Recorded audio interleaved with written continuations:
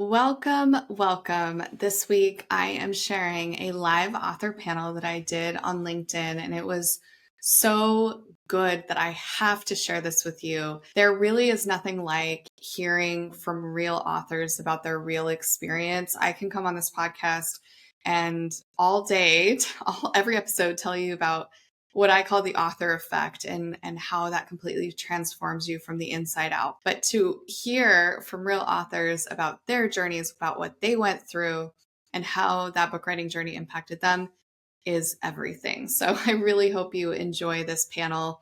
I will introduce those authors in a minute when I turn it over to that pre-recorded, incredible live panel.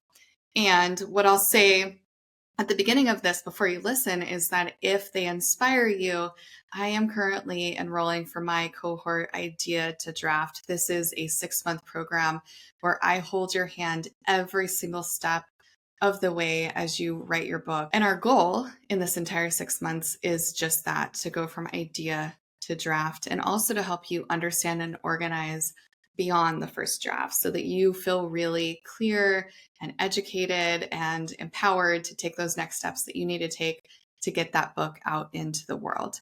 So if you are feeling excited about this, you can check out the link in the show notes at stacyennis.com/idea to draft. And you can also reach out to me, hello@stacyennis.com, if you'd rather just connect personally and learn more about this program. One of the things that I hear a lot from people who are considering writing books, and certainly we talked about this in the author panel, is that there is never a quote unquote perfect time to write a book. But there are moments where you feel that drive, that energy, that momentum, you know within your gut that now is your time. And that's what these authors all felt when they said yes to their book.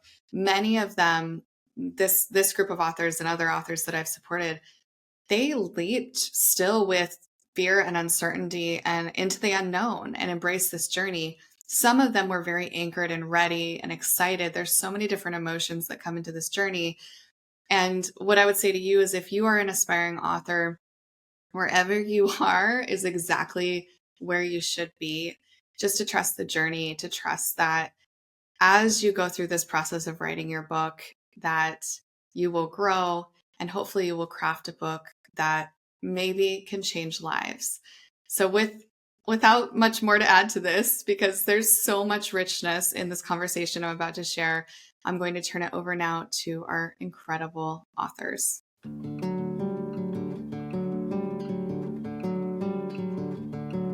Welcome to Beyond Better, a podcast that explores a simple but profound idea.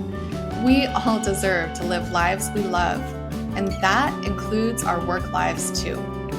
I'm your host, Stacey Ennis, an author, book coach, speaker, and long-time location-independent entrepreneur living in Portugal with my family of 4. Join me as I talk business, location independence, writing, publishing, and so much more, all focused on building a life that is beyond better. Welcome. Today I am so excited to get to share the work of 4 incredible authors who are all making an impact through their book, and I'll introduce you to them in a moment. But first, I want to tell you a little bit about our conversation today, which is all around making an impact through your book. One of the things that I am really most proud about the work that the team and I do is that we are shepherding books that create good in the world. And in fact, when I meet a potential future author that I might get to work with, one of the very first questions I ask is this book uplifting the world in some way? And that doesn't necessarily mean that they are speaking at the United Nations, although that my clients have done that, but really that they're positively impacting readers through their unique story and message. And each of the authors that I'm speaking with today are doing just that. They are creating an impact on the world. So if you've ever considered writing a book, this is exactly the conversation that you will want to tune into.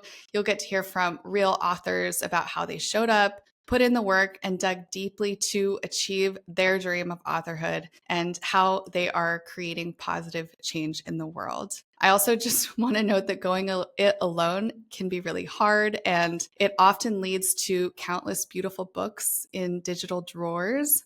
waiting to see the sunlight, the readers. But these authors really organize themselves and put in the work to make their book and their dreams happen. So I'm excited to get to introduce these incredible authors. And just to note that we will be sure to include links to their LinkedIn profiles so that you can connect with them, you can follow along, and you can buy their books. So, first author I would like to introduce is Dr. Luisa Caprano. Dr. Luisa is a physician executive and entrepreneur of Telemed MFM.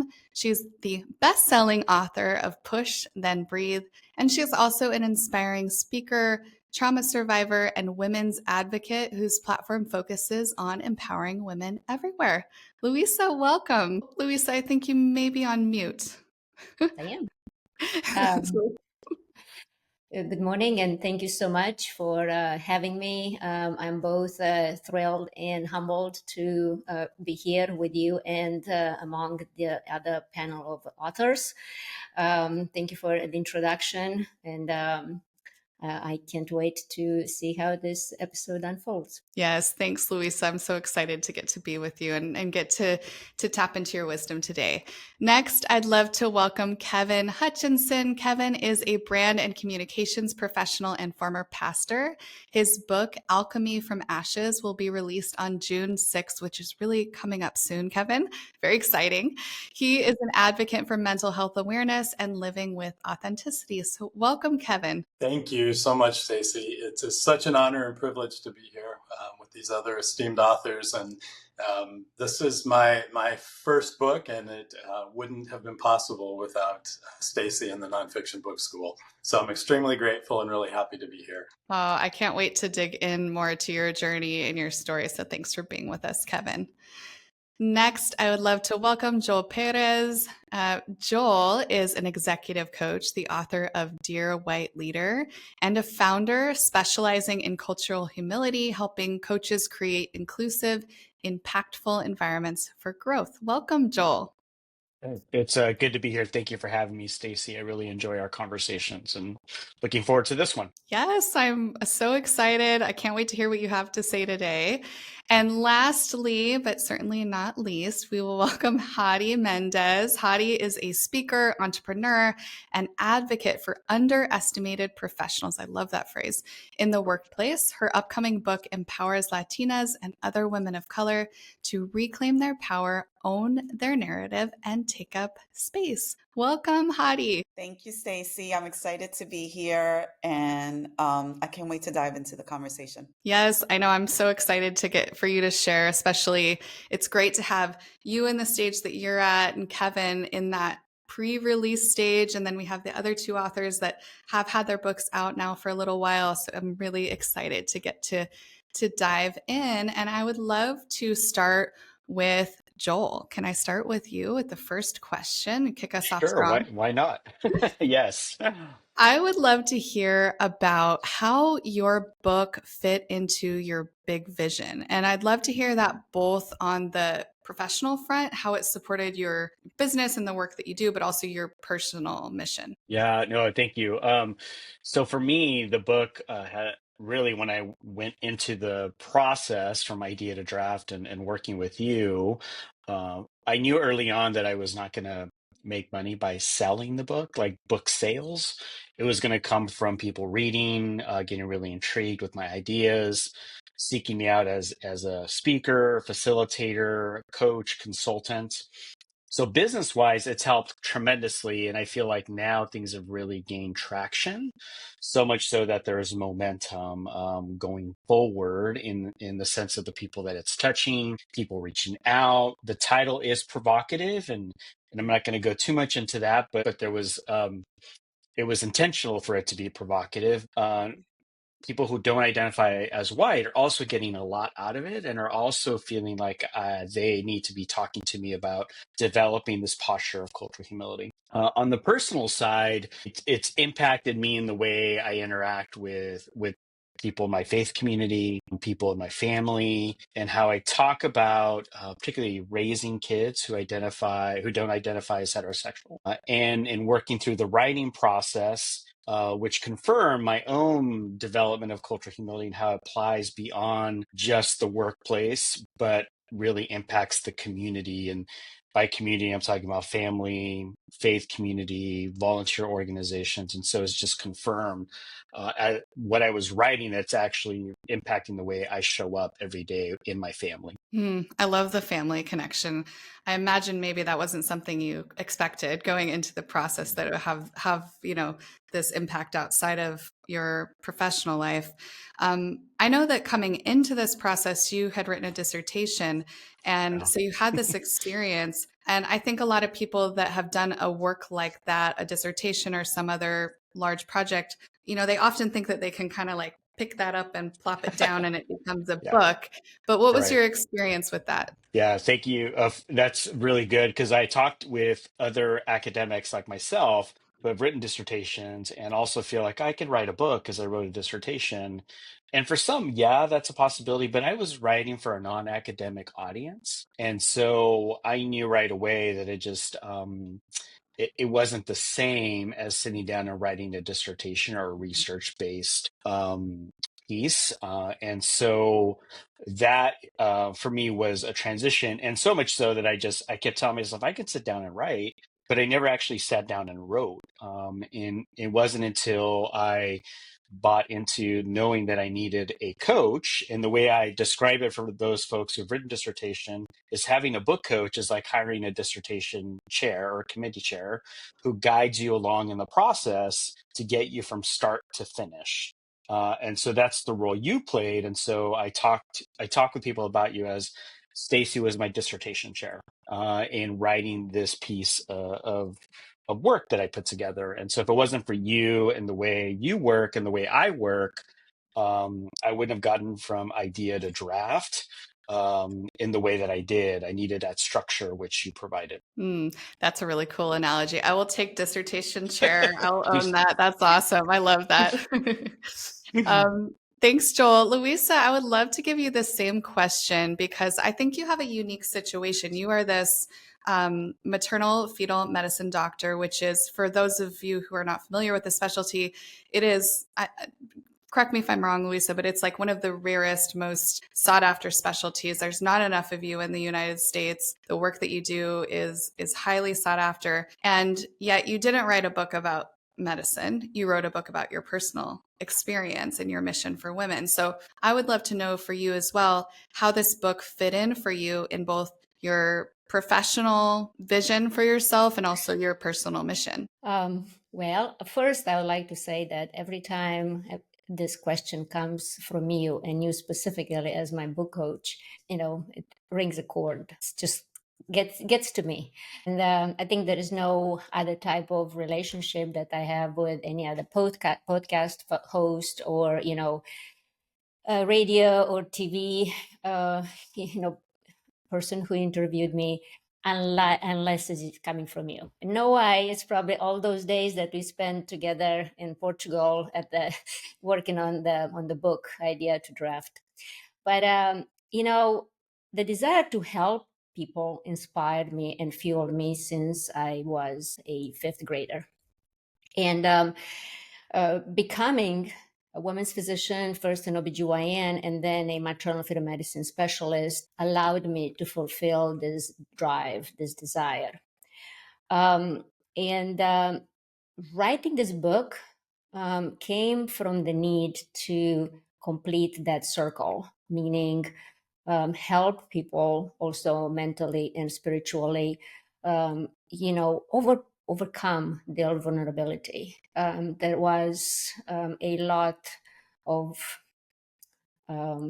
unloading, to say it mildly, writing in this book. And I decided to share it with the world. I decided to share my story with the world, because I felt that people need to understand and realize that they are not alone, that there are many, many others who have trials and tribulations through their upbringing, through their lives, that they have experienced abuse, trafficking, or neglect, but they too can overcome that.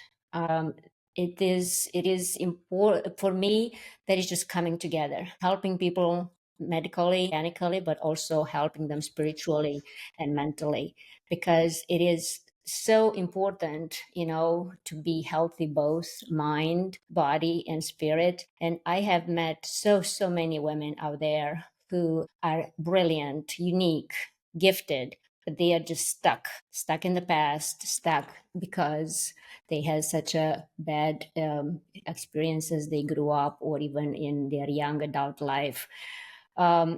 They By doing this, I help them to harness their power, go dig deep inside their soul and find what drives them, find the dream, the desire, and then get it out into the world and just run with it. So that's what the book, but also the message and the platform is all about, with Push and Breathe. I love that, Louisa. And I also love that you mentioned to run with it because you have a runner on your book cover, which is also connected to you and running and triathlon.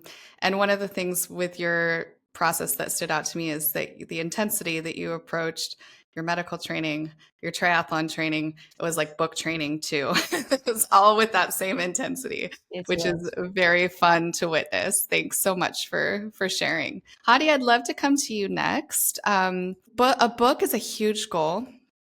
And a lot of people say no to that goal permanently. A lot of people say no to that goal for a while.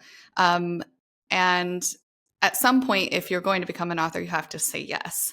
I would love to hear from you around hesitations that you had on your book journey, whether it's time, energy, financial, mindset, any of those hesitations that you had to overcome to be able to step into your journey as an author. Yeah, such a good question. I actually have like a twofold answer. So I think I faced two of those challenges were pretty big obstacles for me. I would say the first was around money or investment.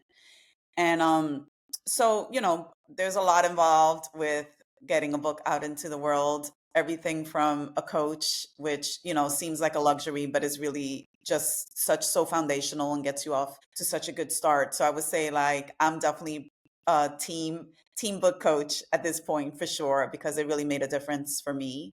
But yeah, and then, obviously there's editors, there's illustrators, there's publishers, there's marketing, PR, your book travels where I mean, it's just like, yeah, you really, so it's a lot, and it can feel overwhelming. And if you don't have like money or a kitty or a savings account or, a stash of money in your closet ready to go, it can feel quite overwhelming. And, the truth is not everybody is at the point in their career where they may have had the opportunity to save and have that much money available to them. So I kept telling myself, I'm going to apply for a grant, or I'm going to apply for a scholarship, and if I get it, then I'll do it. That'll be the sign that it's meant to be. Well, PS, none of that happened. And I said, well, I still want to do it, because now by this time I was excited to do it. So I said, I guess I'm going to invest my own money. And I will tell you that when you invest your own money, and I'm sure all of us have done that, then it's serious. You know what I mean? Because it's like, well, I just poured all this money into this. I'm going to show up. I'm going to be present. I'm going to give it everything that I have. It's not like, this is not just for fun. This is like real stuff. So I do feel that investing my own money, investing in myself, investing in my business, that really was important. Like that, like once I decided and committed to doing that, it really changed what this project was for me, because it really became very serious. And it was like, okay, and then I'm going to need a return on this investment. So like I got to, follow through, and I got to see this through to the end. So that's one. And I think that's a very real one. Money is a real one. The other one was mindset. And I think for me, I was starting to, and this, when I think back to this is so funny, but like maybe like one or two other Latinas, maybe let's say 10, let's even say 20 Latinas have written a book about their experience in corporate or in their professional life and the challenges they've experienced. And I said, well, the book's already been written. So I don't need to write it, because it's already been written. And now I think, like I said, that's a little bit laughable when I think about it, because one is, if we think about the amount of books that are out there on the very same topics that come out every single day, it's just like we all talk about a lot of the same things, but our stories and our experiences are and in our point of view is what kind of makes that story just slightly different every single time. So I would say that once I came to accept that it's like, yes, a book like that has been written, but the book that I'm going to write has not been written yet in my unique way with my story. Then I'm, not now, this is going to be something different that I'm bringing. Yes, snaps all the way around. And so once I accepted that, then I turned the corner, but I was like very hesitant because I'm like, should I write it? I feel like people already wrote it. So it's like, it's already been done. And, it's kind of silly, like I said, in retrospect, but I'm so glad that I took the step forward and decided that I wanted to share my unique story.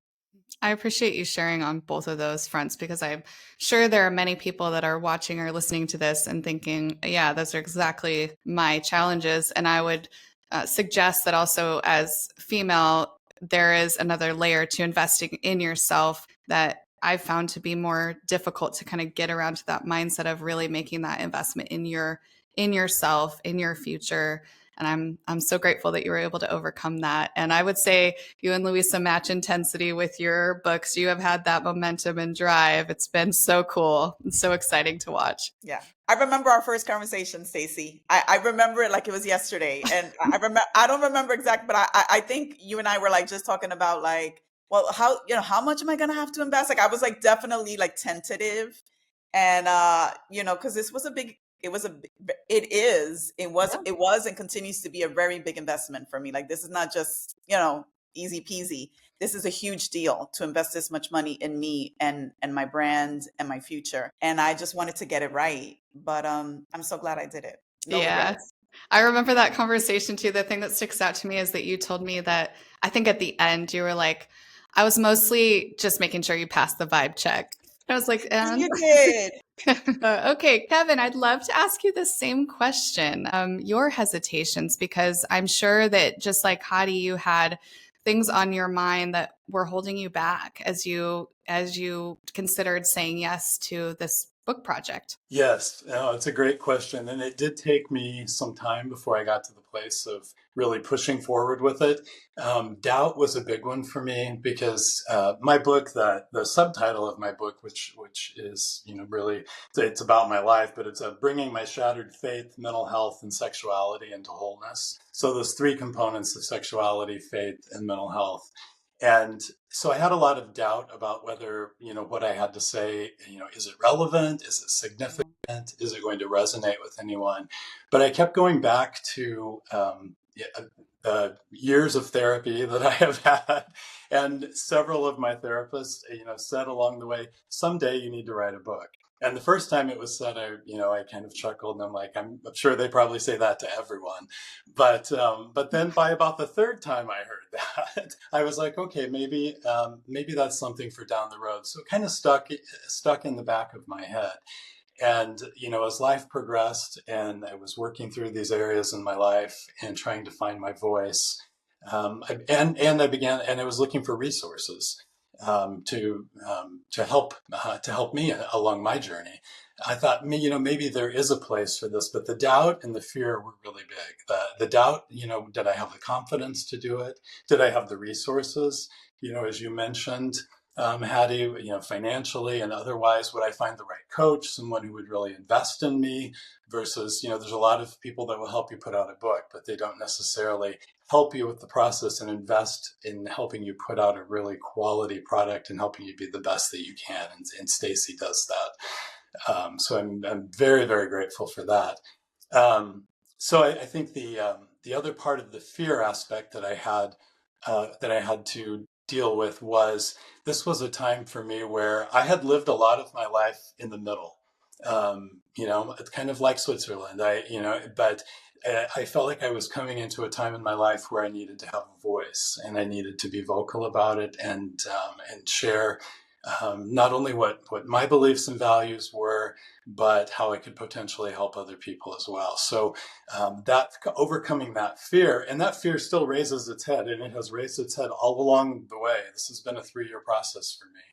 And so that's something that, that I've had to overcome. But the doubt, the fear, getting the self-confidence to do it, but coming into the nonfiction book school and getting connected with you, Stacy, was the best thing that could have ever happened, because it gave me the process. It helped me. I had a lot of things in my head, and that's what I was concerned about, is how do I take all of this and bring this down to something that's going to be, compelling, something that's going to be significant and make a difference. And I didn't know if I could, but the process that we went through in that really, truly helped me do that and distill it, and going through everything from the creative brief and strategy process, to the chapter outlines, to all of that. I look back on it now, and I can't believe the other day I opened up the interior book design, and I just cried, because I thought, I can't believe that this really happened. So here's to being able to overcome some of those fears, and not that they don't still raise their head, but definitely doubt and fear on the front end were the big ones. Oh, I love that emotion of really like witnessing this final thing that you spent so much time on, and it's representative of this incredible journey. Kevin, I'm curious how you determined whether the fear was telling you it was a wrong choice, or the fear was telling you you were on the right track. Because I think that this is something that sometimes it's hard to discern, because fear is a tool for us also to avoid danger. And actually, I often think about the book writing process as kind of opposite to our natural preservation instinct to not be seen and heard and be vulnerable. Yep. So how did you decide that this fear is actually fear of whatever it is you kind of uncovered, but like a fear that is a healthy fear because I am pushing myself? Mm-hmm. How did you arrive at that? No, that's a really good question. I think, part of it was, coming to terms with loving myself, accepting myself, and being able to own my voice, and knowing that that it had validity and it had a place in the world. And that was a big piece of it. And yet there's still all those fears that well up. Like even from protecting ourselves from an identity standpoint, and from there are all of those things. Do I really want to share this much about myself? And so I have to say the other piece of that, Stacy, that really helped me push into that it was the right thing to do, was really the collaboration and the input of others along the way. The people that were in nonfiction book school with me, as we got to know one another, work in our small groups, and share our stories and what was happening.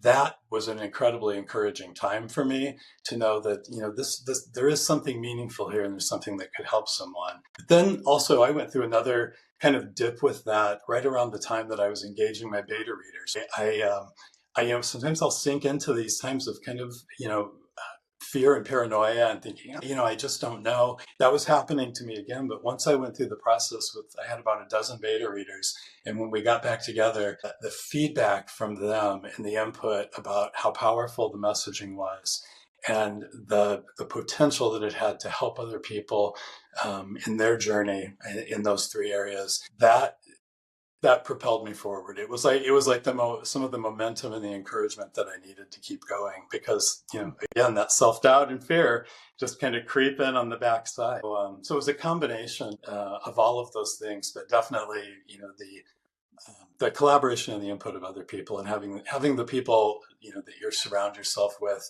be your cheerleaders and help push you forward, and having the right coach like yourself, Stacy, and the right editor, and all of that is an important part of the process. Thank you, Kevin. I appreciate you sharing that. I would love to come to Louisa next. Louisa, my question for you is, how have you expanded your impact since writing and publishing your book? Well, that's a big question. I know there's a lot of layers to this for you. It is, and I will take you back just a bit in the beginning of it. When we first met, And we started talking about the book and writing my story. I was concentrated like a lot of authors are, and about the book, about writing the book, selling the book, publishing the book, and selling the book, right? And then as the time progressed and as everything started unfolding, I started realizing that there was something more, way more than just writing and selling the book. Because really it is about the message that it brings, the vision, the mission, the call to action. And that is way, way higher on the totem pole than just writing the book or selling the book. If I were to look and stratify the three of them, writing, publishing, and marketing, I say that writing and marketing are taking precedence, because publishing, it's going to happen. Whether you publish it through self efforts or hybrid or traditional, it will get published. Writing it, as we know, it has its own trials and its own upheavals, whether they are inflicted or by others or self-inflicted. But when it comes to marketing, a lot of people, I don't think they grasp the idea that marketing the book, it's a whole different dimension. It's so important and it's so big, because we think, I remember, after I got accepted for publication, it just kind of wasn't like a crescendo, like training for an Ironman, just keep going and going and going. About a month before the publishing, I'm like, I just want it to be done. I can't take the pressure. I just can't take that pressure anymore. So then it got published and then it got released to the world. Well, then when the real work started, at least in my mind, in my vision, because unless you have millions of dollars or you are an extremely established author or writer, you have to do a lot of work to market your book. The publisher will only do so much.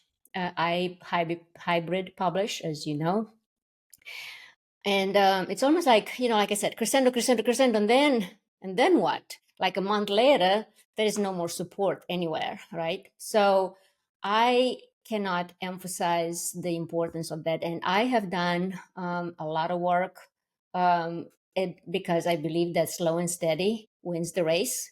I'm just always been like that. But, Sounds like a you know, triathlon.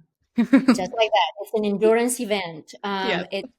You are not gonna, unless, like I said, unless you have millions of dollars to put it down out of, out of my Spain castle, sitting there and enjoying the view, it won't happen, really. 13, book signing events later. In 6 months, status post, 42 podcasts, speaking events, and webinars. From May all the way until January this year, and still working on it. Every week I have a podcast. I am, just today I have a podcast with a host from Australia about, and it's not only, I'm fortunate that I don't only talk about my book. I talk my book and my story, but also I interlace it with my other endeavors, as in this one from today is the pregnancy process podcast, and how my book actually influenced that and how it changed my trajectory, leadership, business, entrepreneurship. So it is, but I Mission work always bring as the book. well. I I think like always bring I always bring the story, because the story does interlace with everything I do. Remember, it's not only about healing my patients physically, but also mentally and spiritually. So I cannot, in conclusion, I cannot emphasize enough the power of marketing. The power. I mean, I could just sit here for a whole hour and talk about the marketing, talk about how I pitch for colleges, how I pitch for book signing events, for podcast appearances. It's just that it's a tremendous amount of work, but it's, again, slow and steady. Otherwise, we're all running out of steam. Yes, I love that you made that point, and it got me thinking also about the fact that when I first met you, you were a doctor in a hospital with no personal brand at all. This is all completely grown from this journey of this platform that you built. So I think that's really cool for people to listen to.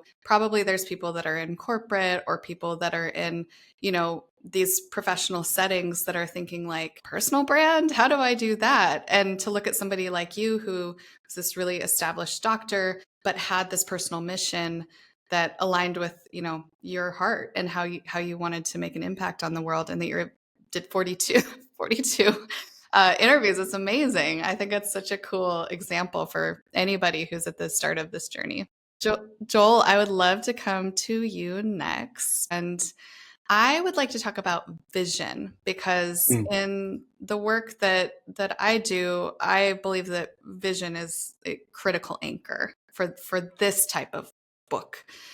Certainly not the, just get the book out to market as fast as possible type of book, but with a book that is really doing something for you. It's a catalyst for something else. And I'd love to hear a little bit about you and your vision during your writing process, and how did that vision that you had at the beginning support you in realizing your goals and getting this book out into readers' hands?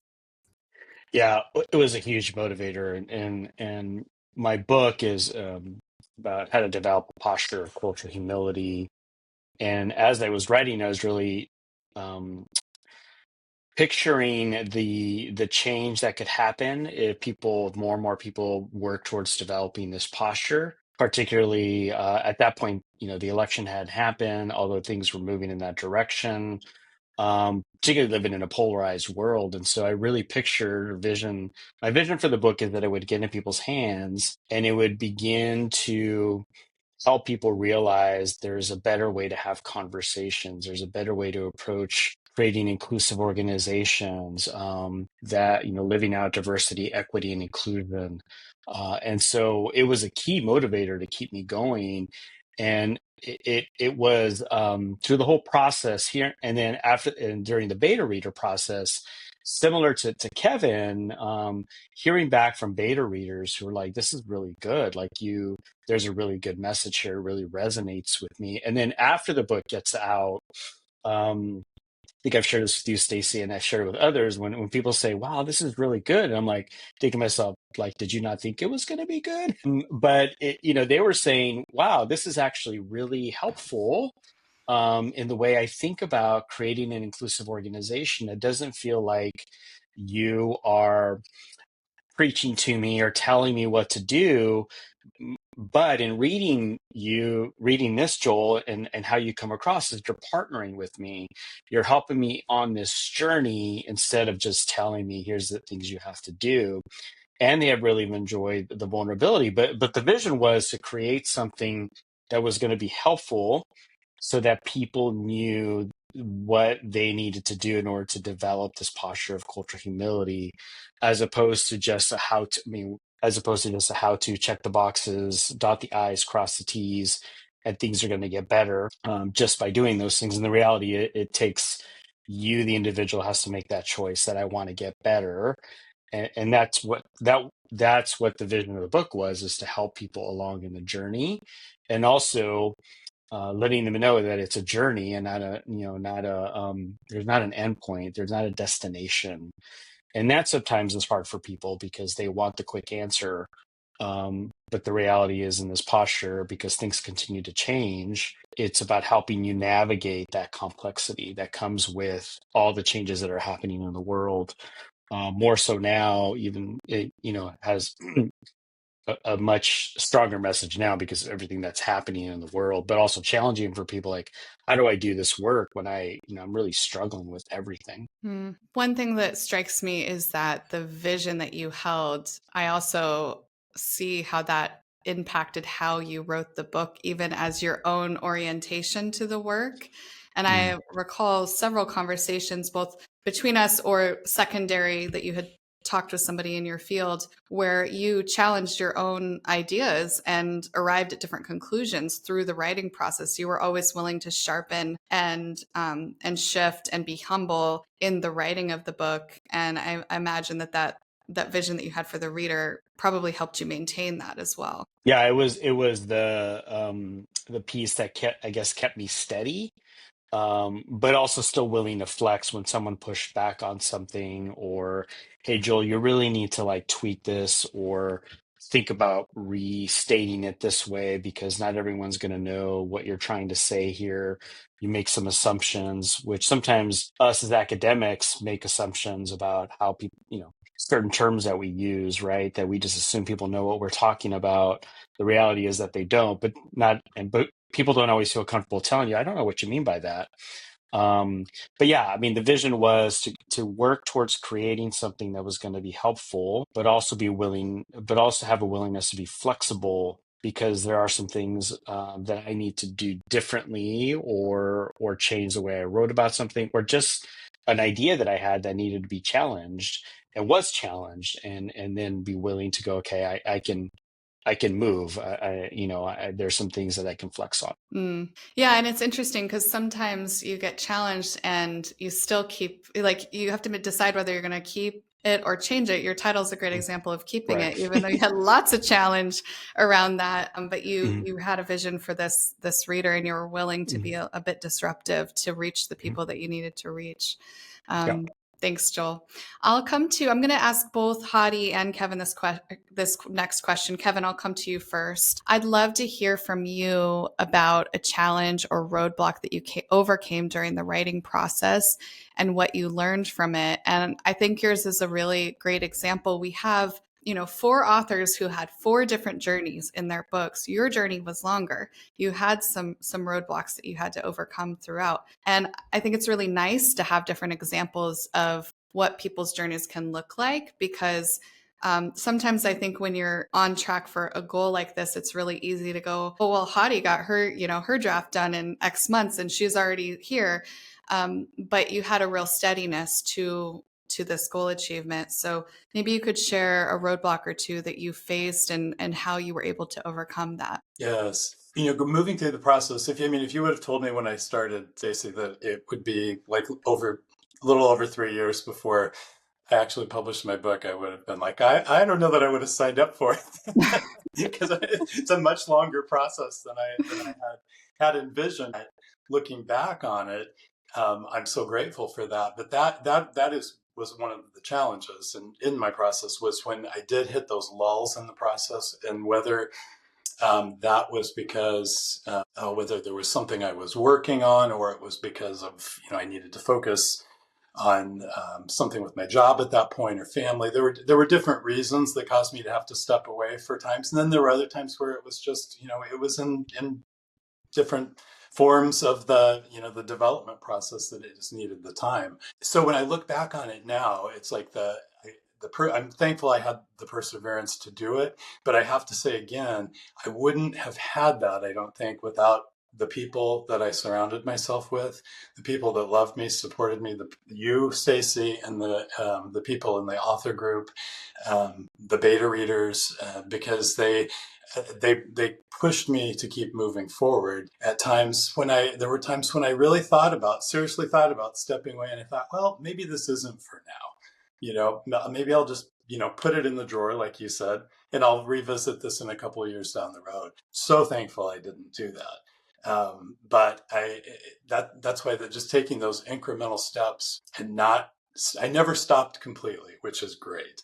And I think that's a key. But that getting to those points where there were those lulls, or you feel a little complacent, can be dangerous times. And so, knowing that those are there, and I think reaching out to your support network and to your coach and others around you will help keep you going. So that was really important to me. I think the other part of that is, as we looking at the time that it took, I look at that now and I'm so grateful, because as humans, we evolve over time, and we evolve emotionally, spiritually, intellectually, all of that. And so there are things that happened with my manuscript that, had I pushed it out when I wanted to, because I'm somebody who likes to get things done fast. It's like, oh, I'm going to write a book, I'm going to get it done, But it needed to go through the process. It needed to bake for a while. And because of that evolution that I feel like I went through as an individual during the last 3 years, there are things about my book that are different. There are edits that are in it that wouldn't have been there, had it happened faster. So while those lulls in life happens, those are some of the roadblocks.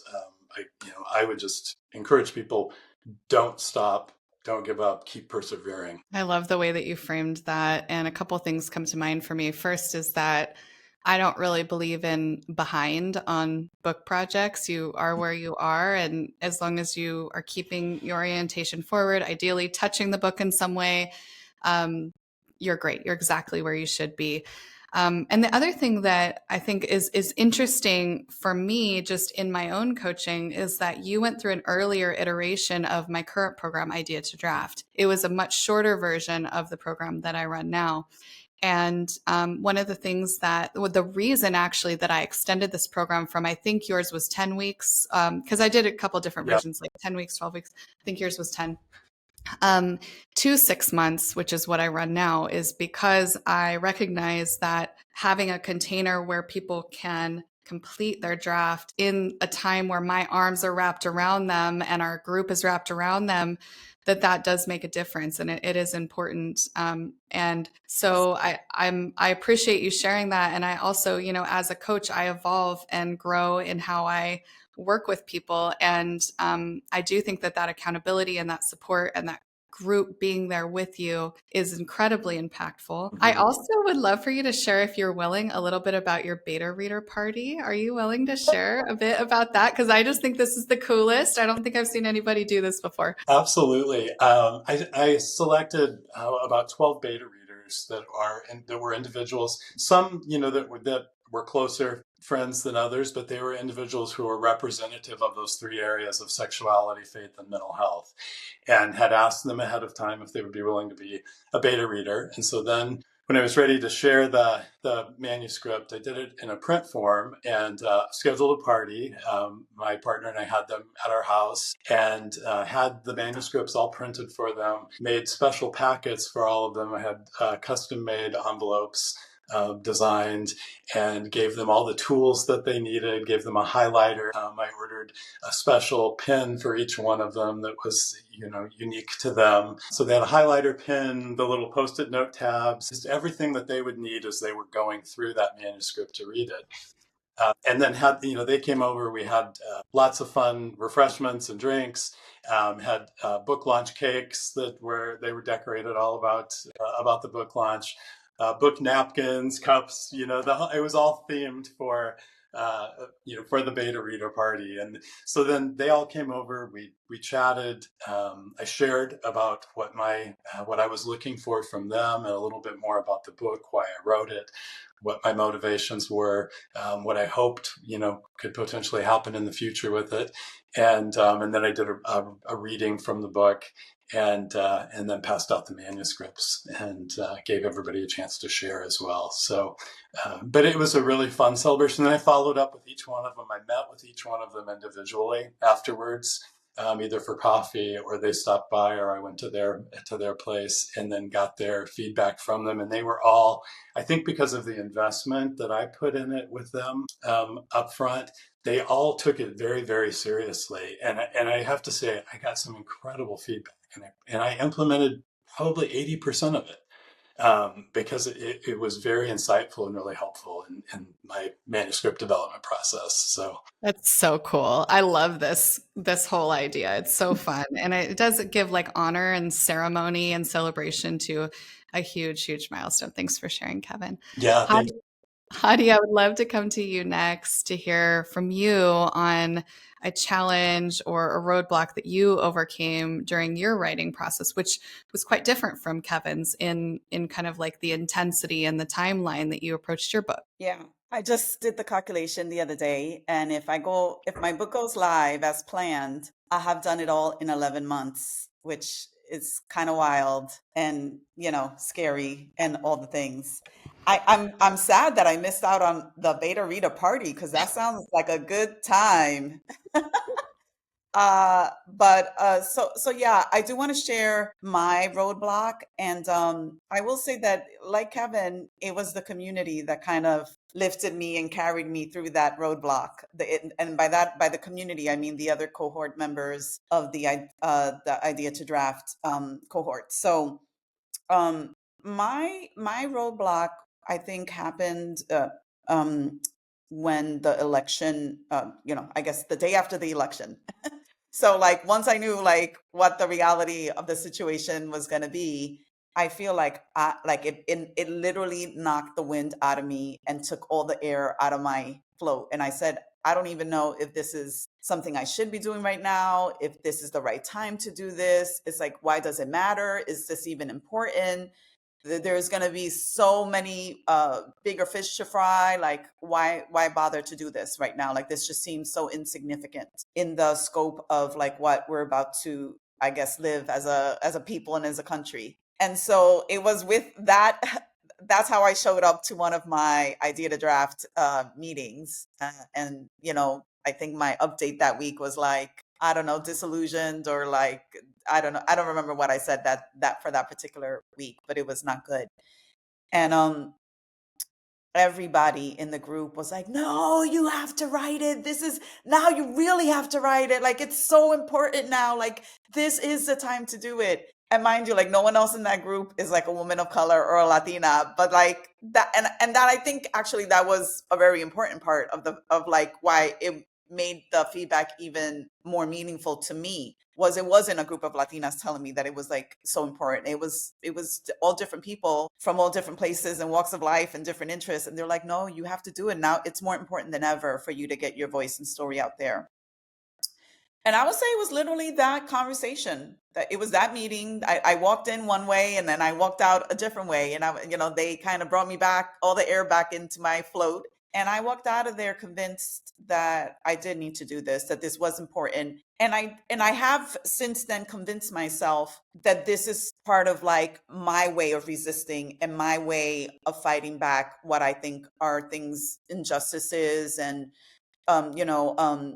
trying to erase people and trying to create situations where people are not treated fairly and equitably, and this whole attack and backlash on DEI, and just I feel like now the book is a response to that. And so I have lived in this little bubble, and this book has given me so much peace and so much joy and so much purpose during a time where I think I otherwise would have just been like laying in bed, rolled up in a ball. And now I have a purpose, and I'm working on something that I think is really important. And so yeah, it was like a complete reframing of how, what the book means and how I can show up better through this book. And so it's been a gift in a variety of ways. Like I said, it's protected my peace, and it's also given me real purpose. And like every time that I see something that I'm like, this is not good for us, for our country, for our people, for the world, but like I'm writing a book to like respond to this type of behavior, or to respond to this type of inequity. So like I feel like I'm doing something, and so that's something that's really important. Like you want to feel like you're doing something right now, and this book is giving me a way to do that. And so that's how I've been dealing with what was a really hard. I just thought like I wasn't going to be able to like finish this, and I just didn't think I was going to have the heart for it. And it's like the reframing really helped. I really appreciate you sharing that. And I think in a time that can feel very disempowering to a lot of people, there's that phrase, activism starts at home. And I think that like taking up that space and working on something purposeful and using your voice, all of that are ways that we show up in very important ways. I would love to know, just on the same note, but also maybe expanding beyond the political landscape, how you have maintained your energy and momentum with such intensity. Because certainly the news cycle has not stopped. So that's one layer to it. But also, there's been a lot of like, I think I remember one week where you like signed with 3 people or something like that on various parts of your project. You just made decisions really quickly. And it was anchored, thoughtful, well-researched decisions. What what maintained that, or what helped you keep that momentum driving forward? Yes. Well, I think part of it is my personality. So I'll just say, I'm very disciplined. When you said make sure you set aside time every day to write, I like booked my calendar for like the next 6 months, and I booked every 9 to 12, Monday through Thursday, and for the next 6 months. And I like quite literally said, okay, I can do that, and that's what I'm gonna do.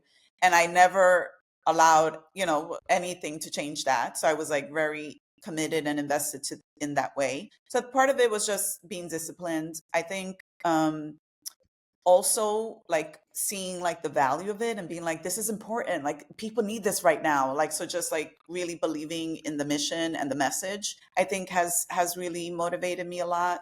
And then I would say, I mentioned this in the beginning where I said, I do know other Latina authors that have either, they're working on putting a book into the world, or they have already put their book into the world. And a lot of them inspired me. They shared resources with me. There's hasn't, the gatekeeping just hasn't been there. So it's like, oh, you're writing a book? Let me tell you about all these fabulous people. I work with this editor and this PR person, and this person was great, and this other thing. And just like that's a very important, like that's on brand for me to like be in community and share and have this spirit of abundance. And it's like we're all gonna there's enough for all of us, and let's all, to the degree that we're succeeding, all of us, to the degree that one of us is succeeding, we're all winning. And so I feel like leaning on other Latina authors that have come before me and that are saying like, hey, I have great resources for you. These are some things that you should do. These are some people you should work with. Here, work with, that's how I found you. Gigi pointed me in your direction. And I know Gigi has pointed other people in your direction.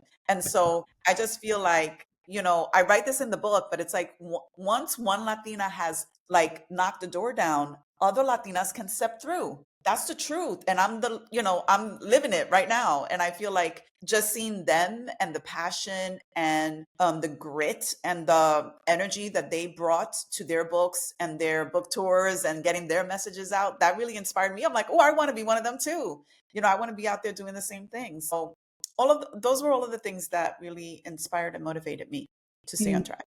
I love that it's both the community energy and support, but also the knowledge sharing. It's huge just to be able to work with somebody that you can trust and you don't have to spend hours in conversations and you can really move forward. It's huge. Thanks, Hadi. I'd love to do one last kind of lightning round question, and I'll just kind of like go to each of you to give your, if you could go back to the beginning, what is the one thing that you would tell yourself, which would then, apply to any future authors here, the thing that you wish you'd known at the start of it? Hadi, maybe I'll just go back to you. I see you nodding, so maybe you can kick us off. I would just say enjoy every minute of it. And I have tried to do that. I have tried to really live in that spirit of just like, this is fun. This is interesting. We're collaborating. We're making it better. This is, just like really looking at it that way, especially dealing with the partners and the people that are going to be part of the process, just really seeing it as like everything is just getting you closer to your goal and also elevating that end product. Love it. Thanks, Hadi. Louisa, how about you? Well, and actually, I will take you to 2018 when we first started talking about this. When we started this journey, I said to you, Stacy, that since December 1993, when I got my American citizenship, I've been in a race that unless you read my book, you won't understand what that means. So I tried to recuperate those 7 years. So race, like a chase, so just go, go, go, go, check, check, check, check. So I told you in 2018, I don't want this to be another check mark next to my project. I don't want it to be a project. I want this to be something a lot bigger. And like Hadi says, enjoy it, because if it's just a project, then or if it starts like that, then you'll be like, well, let me just get this over with, or let me just get this done. And then that spark, it kind of dies off because there is no drive, no emotional drive. So this book is, to me, is an expression of my sensibility, my empathy, resilience in front of the world. And it's just not my professional me. So remember, when you write this book, let the other part of you shine resurface, because it is a gift to the world. People are not going to know this part of you unless you really put it out there, and just let it shine, let it blossom, let it takes its time and limelight on the day that it comes out into the world, like it's born. And I always say, and you'll reap the benefits, because it is special. It is a special time, not only for the book or for the story or for you, but also for the people who will pick it up and read it and listen to it. So thank you. I love that, Louisa. And I love the birth metaphor coming from a high-risk pregnancy doctor. It's a perfect metaphor for you. Kevin, how about you? Yes, to echo a little bit of what I've heard, definitely what I would say is, to myself, would be, don't be in a hurry. Enjoy the journey, which I have had, as I said, in a more extended period of time. But the thing that I really didn't anticipate when I started this, that I would have encouraged myself with, is the fact that the amazing talent that I would meet along the way, the people that would be cheering me on.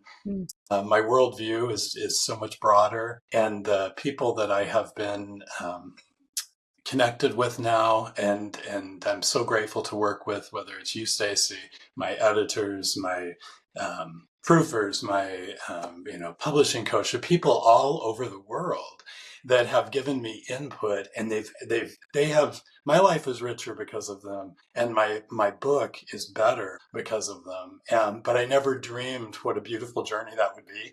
And so I'm just so grateful for that, and I would tell myself that, because I probably would have gotten it done faster then, maybe. But yes, but it's been wonderful. I love that. Thanks, Kevin. And Joel, you want to bring us home with your What I Wish I'd Known? Yeah, I knew that change would happen, but I wasn't prepared for the amount of change that took place. All very positive. And so it's actually a question I ask my potential clients is, are you ready for the change that comes through my coaching? In this case, are you ready for the change that's going to come through the book writing process all the way through? Because it does change you. It changes the way you talk about what you're doing, about the impact you're going to have, the impact you have. And so it's just be ready for the change that happens. And it is an awesome process to go through. Oh, that's a really wonderful way to finish this conversation, Joel. Thank you. Thank you all so much, Joel, Kevin, Louisa, Hadi. I really, really appreciate you spending time with me today. Thanks for having us. Stacey. Thank you. Appreciate you. And thank you to you, our viewers, our listeners, for joining us. I hope you're as inspired by these authors as I am. And if this conversation inspired you, I hope that you make that book that you're dreaming of a reality. We mentioned a couple of times my program, Idea to Draft. I am currently enrolling for that program. It's a 6-month program to help you make that book a reality. And so if you're interested, you can go to stacyennis.com/idea to draft. We'll also put a link in the comments. I have to not only thank the panelists, but also thank Rita Dominguez, who does everything behind the scenes. She, from the graphics to helping organize all the panelists. Rita, thank you so much for your work and effort that you put into all of the things that we do. And thanks again for joining us. Here is to your impact.